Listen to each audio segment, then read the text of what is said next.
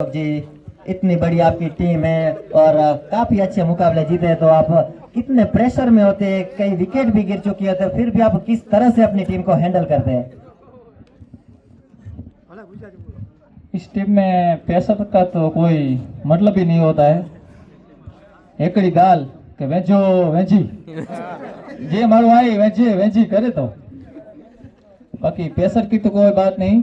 पर जब भी लाकड़ी के सामने टूर्नामेंट होती है तो इमरान रहमा और महाराज और हमारी रीत की हड्डी चौकस होते हैं, उस दोनों को ले ले तो पूरी टीम खत्म खलास और फिनिश हो जाती है। पर इस बार एकता लाकड़ी ने एक बार जरूर मैंने देखा, इस बार एकता के साथ आई थी, वो मेरे को अच्छा लगा बहुत।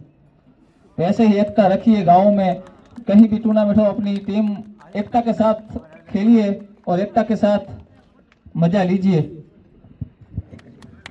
और इस छोटे से आयोजन, इस टूर्नामेंट के बारे में, आप इतनी बड़ी टीम आपने यहाँ पर पार्टिसिपेट की, तो इस आयोजन के बारे में आप कैसे बताएंगे कि किस तरह का आयोजन था, यहाँ पे आयोजक कैसे थे, अंपायरिंग कैसी थी, किस तरह का आयोजन के बारे में दो शब्द बताइए।